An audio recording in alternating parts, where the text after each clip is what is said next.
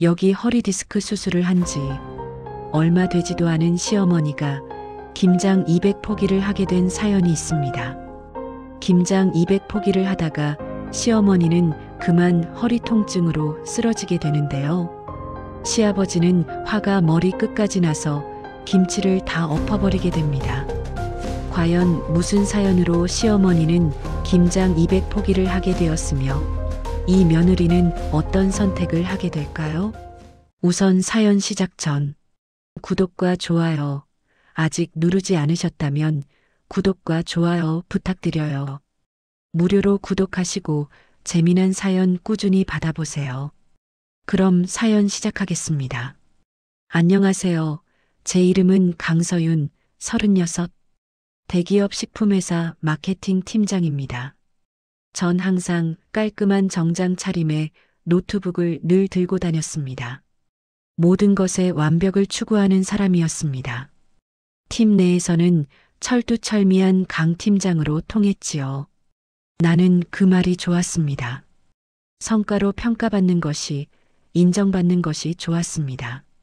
11월 셋째 주 월요일 연말 복지 아이디어 회의실에서 나는 자신 있게 말했습니다. 올해는 전 직원에게 직접 담근 김장 김치 선물 어떨까요? 임원들이 감탄했습니다. 좋네. 진짜 직접 담근 김치라면 대박인데? 나는 자랑스럽게 말했습니다. 시댁에서 매년 김장을 크게 해서요. 제가 직접 준비하겠습니다. 회의실에서 박수가 터졌습니다. 나는 미소 지었습니다. 예산도 절감하고 효부 이미지도 얻고 회사에서 인정도 받는 완벽한 기획이었습니다. 회의가 끝나고 나는 자리로 돌아와 휴대폰을 들었습니다. 그리고 나는 시어머니에게 전화를 걸었습니다. 어머니, 회사에서 김장 선물 프로젝트를 맡게 됐어요. 시댁 김장 겸 회사 김장까지 같이 하면 어떨까 해서요. 잠시 침묵이 흘렀습니다. 전화기 너머로 오래된 벽시계 초침 소리가 들렸습니다. 몇 포기쯤 생각하니? 한 200포기요. 시어머니 오말순 68. 제가 시집 온 지 8년 차 시어머니는 늘 괜찮다고 말씀하셨습니다. 명절에도 제사에도 언제나 괜찮다고 하셨습니다. 나는 그 말을 믿었습니다. 아니, 믿고 싶었습니다. 며느라, 나 허리가 아직 완전히 낫질 않아서. 나는 가볍게 웃으며 말했습니다. 괜찮아요, 어머니. 제가 내려가서 도와드릴게요. 그 말에 시어머니는 작은 한숨을 내쉬었습니다. 그래, 그럼 준비해 볼게. 전화를 끊고 나는 노트북을 열었습니다. 엑셀 시트에 숫자들을 입력했습니다. 200포기, 재료비 계산, 1인당 배분 수량. 완벽했습니다. 하지만 나는 신경 쓰지 않은 게 있었습니다.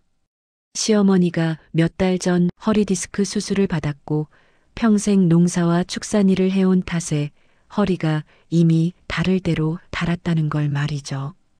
더군다나 손가락 마디마디마다 심한 관절염도 있었던 걸 저는 신경도 쓰지 않았습니다. 전 제가 인정받는 거에만 신경이 쏠려 있었어요.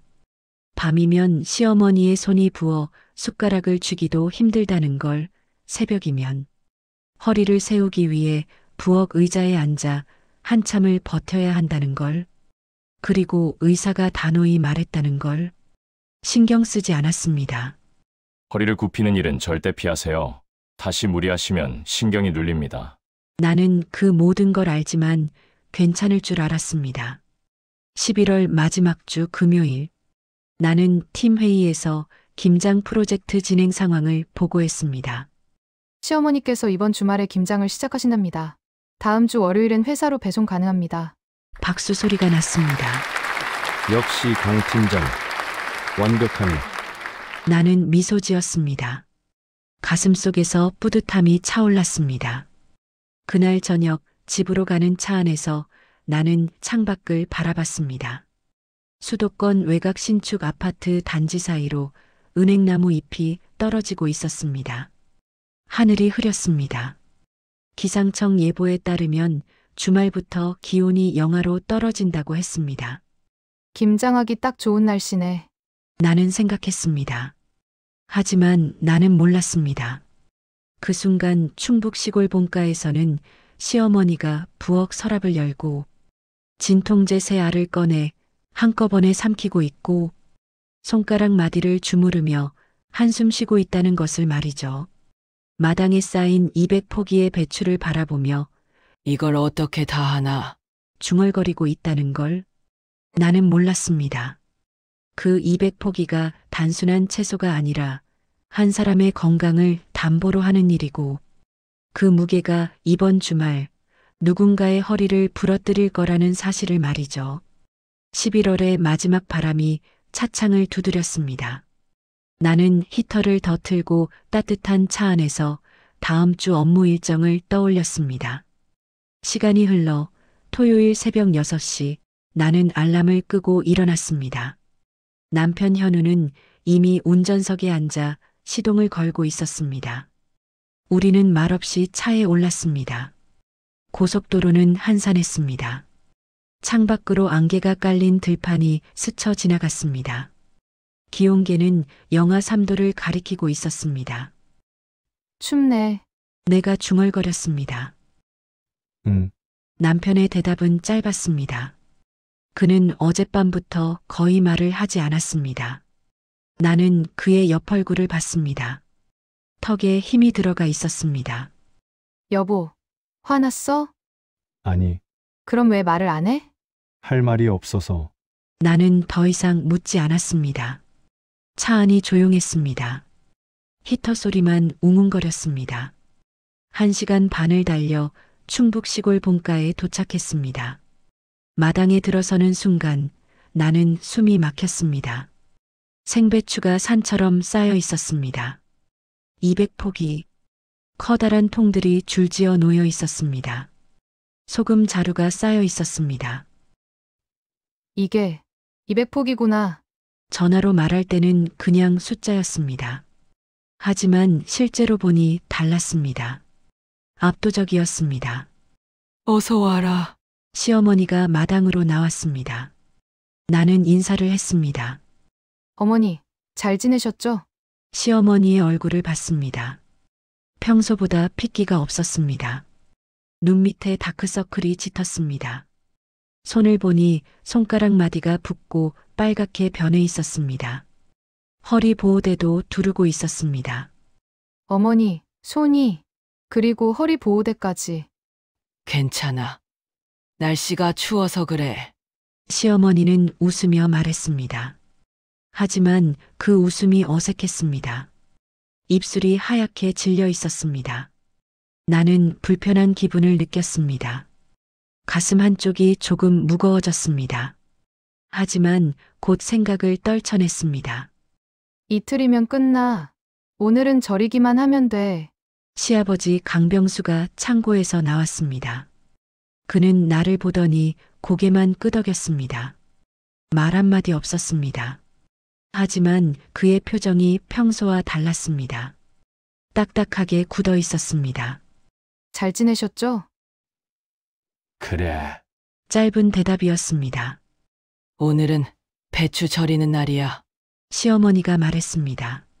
배추 다듬고 소금물에 절이고 내일 헹궈서 버무리면 돼. 네, 알겠습니다. 우리는 작업을 시작했습니다. 시어머니와 나는 배추를 다듬었습니다. 겉잎을 떼어내고 반으로 갈랐습니다. 남편과 시아버지는 큰 통에 소금물을 만들었습니다. 배추를 다듬는 일, 생각보다 힘들었습니다. 배추 한 포기 한 포기가 무거웠습니다. 칼로 자르는 것도 힘이 들었습니다. 손이 금방 아팠습니다. 이렇게 자르는 거예요? 응. 뿌리 쪽에서 반만 칼집 내고 손으로 쪼개. 시어머니가 시범을 보였습니다. 능숙한 손길이었습니다. 하지만 손가락을 움직일 때마다 얼굴을 찡그렸습니다. 50포기쯤 다듬었을 때였습니다. 시어머니의 손이 멈췄습니다. 오른손으로 왼손 검지를 감싸 쥐었습니다. 어머니, 괜찮으세요? 손가락이 좀 뻣뻣해서. 시어머니는 다시 배추를 집었습니다. 100포기쯤 다듬었을 때 점심시간이 되었습니다. 시어머니가 부엌으로 들어갔습니다. 점심 먹고 하자. 우리는 밥을 먹었습니다. 하지만 시어머니는 밥을 거의 먹지 않았습니다. 숟가락을 드는 것도 힘들어 보였습니다. 어머니, 많이 드세요. 배가 안 고파서. 너희들 먹어. 오후 작업이 시작됐습니다. 다듬은 배추를 통에 넣고 소금물을 부었습니다. 배추잎 사이사이에 소금을 뿌렸습니다. 무거운 돌로 눌렀습니다. 200포기를 다 절이는데 저녁 7시가 되어버렸습니다. 내일 아침에 헹궈서 버무리면 돼. 시어머니가 말했습니다. 목소리가 지쳐 있었습니다. 나는 시어머니를 봤습니다. 얼굴이 창백했습니다. 허리를 제대로 펴지 못하고 있었습니다. 어머니, 괜찮으세요? 괜찮아. 좀 피곤해서. 그날 밤 나는 방에 누워 있었습니다. 손이 욱신거렸습니다. 어깨가 뻐근했습니다. 하루 종일 배추만 다듬었는데 이렇게 힘들었습니다. 내일은 버무리는 날이네. 나는 생각했습니다. 버무리는 게 더 힘들다고 들었습니다. 복도 너머에서 시어머니의 작은 신음소리가 들렸습니다. 가슴이 무거워졌습니다. 하지만 나는 눈을 감았습니다.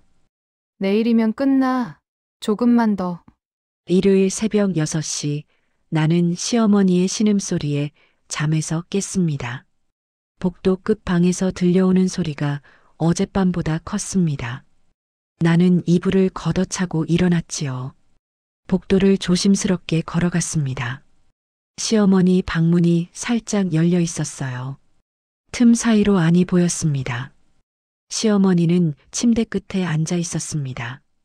양손으로 허리를 감싸 쥐고 얼굴이 일그러져 있는 시어머니가 보였습니다. 식은땀이 이마에 맺혀 있었습니다. 어머니, 나는 문을 조심스럽게 두드렸습니다. 일어났니? 미안하다. 시어머니는 황급히 얼굴을 돌리며 웃었습니다. 하지만 그 웃음은 많은 걸 숨기고 있었습니다. 어머니, 많이 아프세요? 오늘은 쉬세요. 제가 할게요. 아니야. 오늘이 중요해. 배추 헹구고 버무려야 하는데. 그건 손맛이 있어야 해. 시어머니는 천천히 일어났습니다. 허리가 제대로 펴지지 않은 채 구부정한 자세로 방을 나왔습니다. 아침 7시 우리는 마당에 모였습니다. 어젯밤 영하 5도까지 떨어진 날씨 탓에 마당 곳곳에 성해가 내려앉아 있었습니다. 절여진 배추가 담긴 통에 얇은 얼음이 얼어 있었습니다. 먼저 배추를 헹궈야 해. 시어머니가 말했습니다. 우리는 절인 배추를 하나씩 꺼내 물에 헹궜습니다.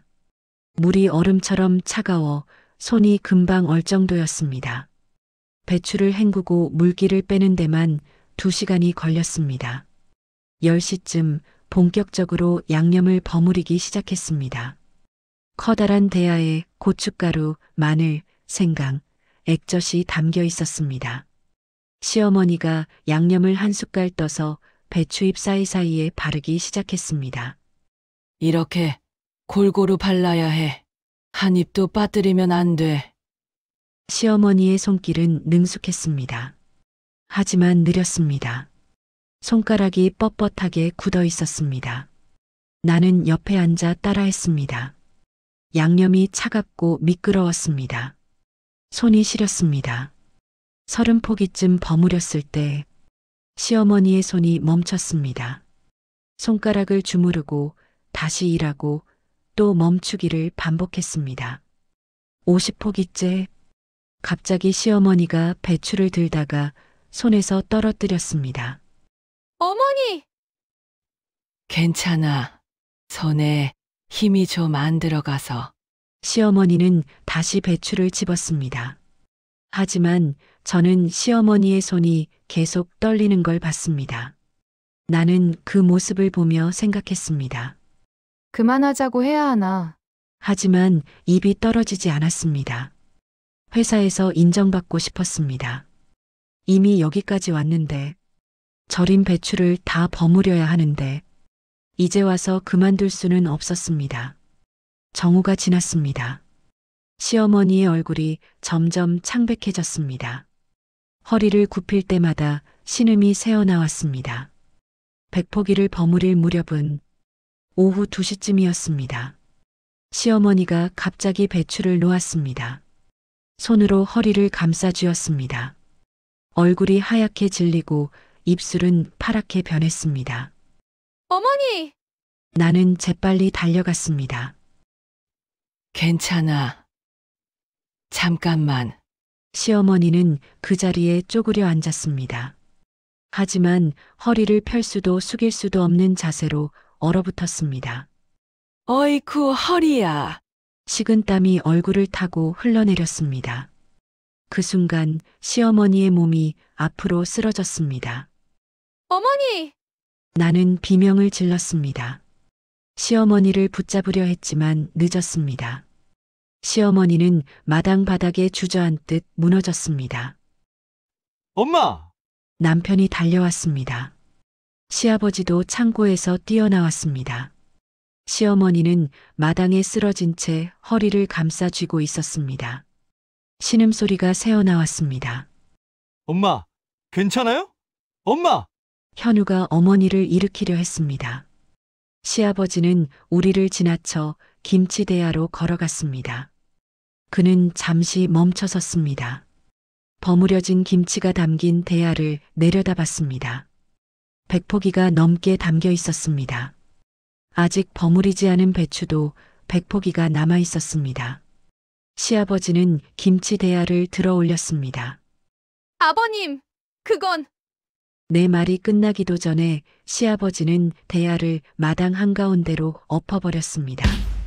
새빨간 김치가 흰 마당 위로 쏟아졌습니다. 양념이 사방으로 흩어졌습니다. 배추잎이 바닥에 널브러졌습니다. 시아버지는 다음 대야를 들어 올렸습니다. 그것도 엎었습니다. 또 다음 대야. 또 엎었습니다. 아버님! 그만하세요! 나는 외쳤습니다. 시아버지는 멈추지 않았습니다. 버무린 김치를 담은 통들을 하나씩 열어 그 내용물을 바닥에 쏟아냈습니다. 이틀 동안 만든 백포기 김치가 모두 마당에 버려졌습니다. 이게 지금 뭐 하는 짓이냐? 식모 부리듯 시어미 부려먹는 게 며느리냐? 시아버지의 목소리가 날카로웠습니다. 그 목소리는 마당 전체를 울렸습니다. 내 회사 사람들 입에 들어갈 이 김치 말이다. 이걸 시어미가 다 담아야 하는 거냐?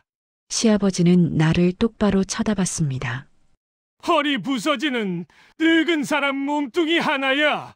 나는 아무 말도 할 수 없었습니다. 내가 팀장인지 임원인지 뭐 그렇게 대단한 사람인진 모르겠다. 시아버지는 마지막 김치통을 들어 올렸습니다. 근데 사람 하나 부서져도 괜찮을 만큼 중요한 일이냐 그게? 그 통도 마당에 쏟아졌습니다. 붉은 양념이 햇빛 아래서 번들거렸습니다. 김치 냄새가 마당 가득 퍼졌습니다. 맛있어 보이던 그 냄새가 처음으로 역겨웠습니다. 현우야, 어머니 차에 모셔라. 네, 현우와 시아버지가 시어머니를 일으켜 세웠습니다. 시어머니는 제대로 서지 못했습니다. 두 사람이 양쪽에서 부축해야 했습니다. 차가 출발했습니다. 나는 마당에 홀로 남았습니다. 발밑에 버려진 김치가 널려 있었습니다. 이틀 동안 만든 백포기가 넘는 김치가 쓰레기처럼 바닥에 흩어져 있었습니다. 아직 버무리지 않은 배추 백포기가 물기를 머금은 채 쌓여 있었습니다. 나는 무릎을 꿇었습니다. 손으로 얼굴을 감쌌습니다. 내가 무슨 짓을 한 거지? 그때서야 깨달았습니다. 이게 단순한 김치가 아니었다는 걸, 이게 회사 선물이 아니었다는 걸, 이게 한 사람의 몸을 부수는 일이었다는 걸. 3시간 뒤 남편에게서 전화가 왔습니다. 여보, 현우의 목소리가 떨렸습니다. 엄마가 허리 디스크가 악화됐대. 신경이 눌려서 다리에 힘이 안 들어간대. 며칠만 늦었어도 다시 수술해야 했을 거래. 나는 아무 말도 할 수 없었습니다. 의사가 노동이 아니라 학대라고 그렇게 말했어. 학대. 그 단어가 가슴에 날카롭게 박혔습니다. 나는 전화를 끊고 마당에 주저앉았습니다. 붉은 양념 사이에 내 눈물이 떨어졌습니다. 그날 이후 며칠 동안 저는 시댁에 가지 못했습니다. 전화도 걸지 못했습니다. 마당 한가운데 버려진 김치와 학대라는 의사의 말이 머릿속에서 떠나지 않았습니다. 그래도 병원에는 가야 했습니다. 사흘째 되던 날 저는 퇴근 후 충북병원으로 향했습니다. 병실 문을 열었을 때 시어머니는 창밖을 보고 계셨습니다. 허리에는 두꺼운 보호대가 감겨 있었고 다리는 여전히 마음대로 꼼짝하지 못하는 것 같았습니다. 어머니, 제 목소리가 떨렸습니다. 시어머니가 천천히 돌아보셨습니다. 잠시 동안 아무 말도 하지 않으셨습니다. 많이 아프셨어요? 제가 겨우 물었습니다. 이제 조금 괜찮아졌다. 시어머니는 늘 그렇듯 그렇게 대답하셨습니다. 괜찮다고, 늘 괜찮다고요. 그 앞에서 저는 끝내 죄송합니다라는 말을 꺼내지 못했습니다. 대신 이상한 말만 나왔습니다. 앞으로는 제가 할게요. 시어머니는 조용히 미소를 지으셨습니다. 회사로 돌아왔을 때 김장 프로젝트는 이미 멈춰 있었습니다. 마감 일정은 코앞이었지요. 강 팀장, 시댁 쪽 사정이 안 좋다면서요? 본부장이 조용히 물었습니다. 저는 더 숨길 수 없었습니다. 시어머니의 수술, 허리 디스크, 관절염, 200포기, 응급실. 말을 하면서도 부끄러워서 고개를 들 수 없었습니다. 본부장은 한동안 말이 없었습니다. 그리고 천천히 한마디 했습니다. 사람이 선거보다 중요합니다. 그 말 뒤에 이번 거는 회사가 다른 방식으로 진행하지요. 강 팀장은 우선 집안부터 챙기세요. 라고 덧붙였습니다. 그날 밤 저는 집에 돌아와 처음으로 크게 울었습니다. 팀장의 자리, 성과, 칭찬, 그런 것들이 한순간에 너무 작게 느껴졌습니다. 그렇게 겨울이 지나갔습니다. 시어머니는 재활치료를 받으셨고 천천히, 아주 천천히 걸음을 되찾으셨습니다. 완전히 회복되지는 않았지만 그래도 일상생활은 가능할 만큼이었지요. 그리고 1년이 흘렀습니다. 다시 11월이 찾아왔습니다. 올해도 연말 복지 아이디어 회의가 열렸습니다. 누군가 말했습니다. 작년 김장 선물 반응이 워낙 좋았는데 올해는 안 하나요? 저는 손을 들었습니다. 올해 김장 선물은 충북 마을 김장 공동체와 협력해서 진행하면 좋겠습니다. 마을 어르신들 노동에 정당한 대가를 드리고 우리는 그 김치를 사서 나누는 상생 프로젝트로요. 본부장은 고개를 끄덕였습니다. 좋은 방향입니다. 사람이 선거보다 중요하단 말 기억나시죠? 네, 기억합니다. 이번 프로젝트 강 팀장이 계속 맡아요. 이번엔 숫자가 아니라 사람을 중심에 두고 해봅시다. 회의실에 있던 몇몇 동료들이 박수를 쳤습니다. 그제야 저는 조금 숨을 쉴 수 있었습니다. 집으로 돌아온 그 주 토요일, 저는 시댁으로 내려갔습니다. 마당에는 작년과는 다른 풍경이 있었습니다. 배추 30포기가 가지런히 놓여 있었습니다. 소금 자루도 하나뿐이었습니다. 커다란 통 대신 중간 크기 대야 몇 개만 놓여 있었지요. 어머니, 올해는 30포기만 하죠. 제가 먼저 말했습니다. 시어머니는 웃으셨습니다. 그래. 이젠 우리 먹을 것만 하면 되지? 그리고 올해 김장은 제가 주도할게요. 어머니는 옆에서 가르쳐만 주세요. 허리는 쓰시면 안 됩니다. 시어머니는 잠시 제 얼굴을 바라보셨습니다. 예전 같았으면 괜찮다고 하셨겠지요. 하지만 이번에는 천천히 고개를 끄덕이셨습니다. 그래. 그럼 난 맘만 보마. 현우는 호스를 연결해 물을 채웠습니다. 시아버지는 배추를 옮겼습니다. 내가 이 정도는 할 수 있다. 시아버지는 일부러 허리를 곧게 펴고 말씀하셨습니다. 저는 부엌에서 마늘을 다지고 생강을 썰고 고춧가루와 젓갈을 섞었습니다. 손이 얼얼하고 허리가 아팠지만 이번에는 그 아픔이 싫지 않았습니다. 제가 책임져야 할 몫이라는 걸 알고 있었으니까요. 배추를 절이고 헹구고 양념을 골고루 바르는 일까지 이번에는 제가 앞장섰습니다. 시어머니는 의자에 앉아 있었습니다. 거긴 너무 많이 발랐다. 그 잎은 조금만 해라. 네. 어머니? 그래. 그 정도면 됐다. 어느 순간 시어머니가 조용히 웃으셨습니다. 이제야 진짜 내 며느리가 됐구나. 제 손에 묻은 양념보다 그 말이 더 뜨겁게 느껴졌습니다. 해가 질 무렵 30포기의 김장이 마무리되었습니다. 마당 한쪽에 김치통 몇 개가 가지런히 놓여 있었습니다. 작년 200포기에 비하면 정말 초라한 숫자였습니다. 하지만 이상하게도 올해가 훨씬 더 풍성해 보였습니다. 시아버지가 통들을 한번 훑어보시더니 짧게 한마디 하셨습니다.